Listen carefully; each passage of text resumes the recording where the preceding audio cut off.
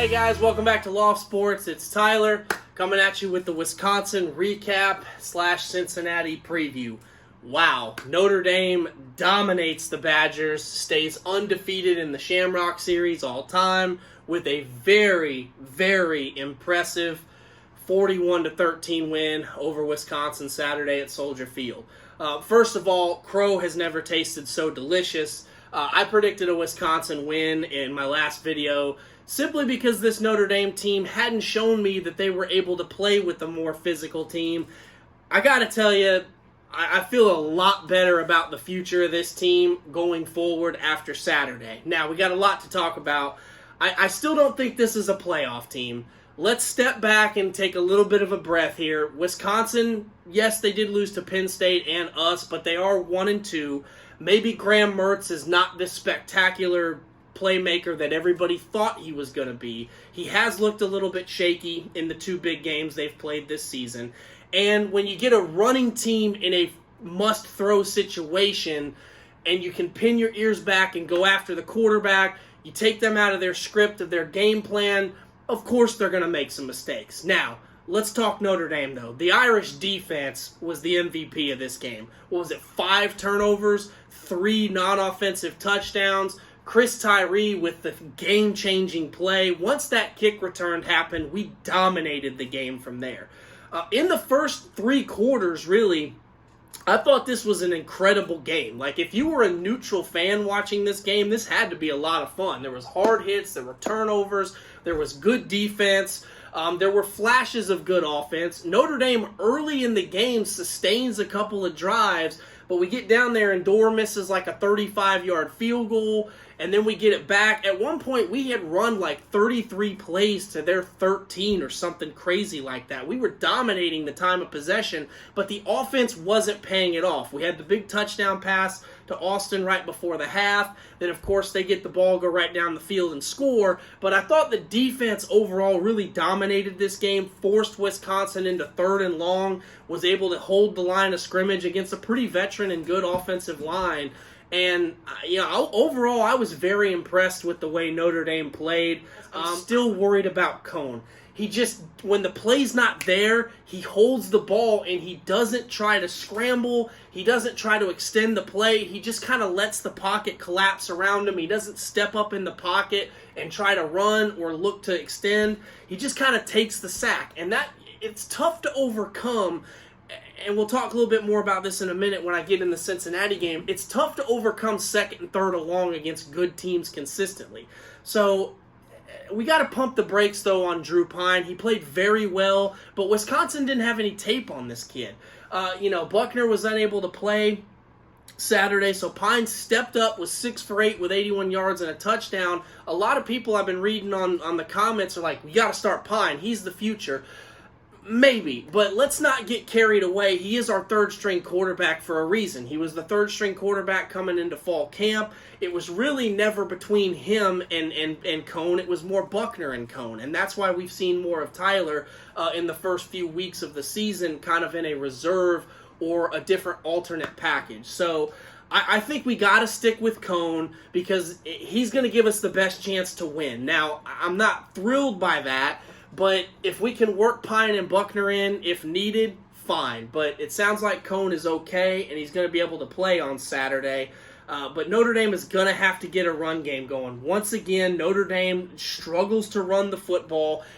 At least Saturday, it kind of looked like Kelly and Tommy Reese were like, you know what? We know we can't run. We know these guys are going to gear to stop the run. Let's Mike Leach this thing and spread them out 5 wide and throw all over the field. And you know what? It worked. The only problem is when they get behind the chains and they get sacked on 1st down. Now it's 2nd and 15, 3rd and 11. Those are the kind of situations that were just, those are low efficiency numbers to convert on 3rd down. So overall, I thought Notre Dame played by far their best game of the season, especially on defense. We'll see what they got for Cincinnati. So let's talk about Cincinnati. The Bearcats are coming into this game riding high. They've actually been made slight favorites. I think they're 2 or 3 point favorites last time I looked. So all the expectation is going to be that this is going to be another dogfight. And a lot of people are probably going to bet on Cincinnati, and I understand why.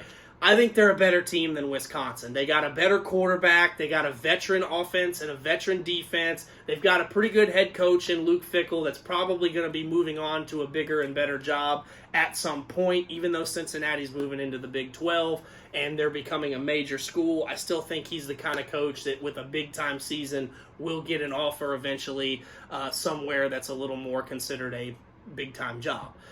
But I think Notre Dame can win this game. I'm actually more confident going into this one than I was against Wisconsin just because I know Wisconsin. I watch a lot of Big Ten games because I grew up in Nebraska, and I just kind of know the style that they play. And even though they're outclassed by Ohio State talent-wise, they always play those kind of teams tough.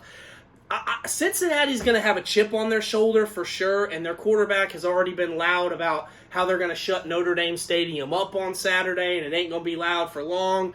You run your mouth all you want. Cincinnati has looked good on the field. They did play Georgia extremely well last year in the Peach Bowl, and I don't want to hear anything about Georgia wasn't motivated to play in that game. Georgia was absolutely motivated to play in that game, and Cincinnati really should have beat them. So Cincinnati has everything to gain and some things to lose. They have to go undefeated. If there was ever a year for a team like Cincinnati to get in the playoff, this is probably the year. They already beat Indiana, although Indiana's got a couple of losses. Indiana was a top 10 team or top 20 team in the preseason. So a win at Notre Dame would be huge for Cincinnati's playoff case. And obviously for our case, with Clemson losing already and the Pac-12 really just relying on Oregon at this point, Big 12 is really just relying on Oklahoma, there's still a chance Notre Dame gets in the playoff. Now, I don't know that we're good enough. I don't want to see us go into the playoff and get shellacked by Alabama or Georgia. I just don't think I can take that anymore. I'd rather go to the Orange Bowl and play Florida or A&M and have a chance to win a New Year's Six Bowl for once instead of losing by 20 points. But I think Notre Dame can win this game if the defense shows up and plays the way they did, and when they get the quarterback in third and long, don't sit back in these three-man fronts like we did against Florida State, and we did a little bit in the Purdue game at the end of the game and against Toledo. Go get their quarterback, and we blitzed a lot more on Saturday. The defense looked totally different. It looked like we were saving some things for the Wisconsin game to confuse Graham Mertz. We're going to have to do the same things to Desmond Ridder. Get them in third down and long, which means winning on the line of scrimmage on first and second down. And when you get them in 3rd and 7, 3rd and 9, go get him. Don't sit back in coverage. Make him make a rush decision. Maybe he throws a pick six. We saw how big the non-offensive touchdowns were in that game. The sack fumble right after the kick return. Set the tone. Defense, don't relent. Don't let up. Keep pushing them and make them have to play out of their element. When we have the ball, Jack Cohn has to protect the football. Cincinnati's defense is going to be going hard. They know they can blitz and get home because the offensive line is just not as good as it has been. We're not going to be able to run the football very effectively, but we got to pick our battles. Maybe call a draw, maybe call a screen at the opportune time and catch them in a blitz and bust a big run with Kyron or Tyree. You got to at least try to run the football and wear on this team. Cincinnati's a great team, but they should not have the depth to run with Notre Dame for 4 quarters if that offensive line can consistently lean on them. If we do like we did in the Wisconsin game, keep the defense off the field, keep their defense on the field, wear them down, we should be the deeper and more athletic team, and over the course of 60 minutes, we should be able to just out-talent them in the end.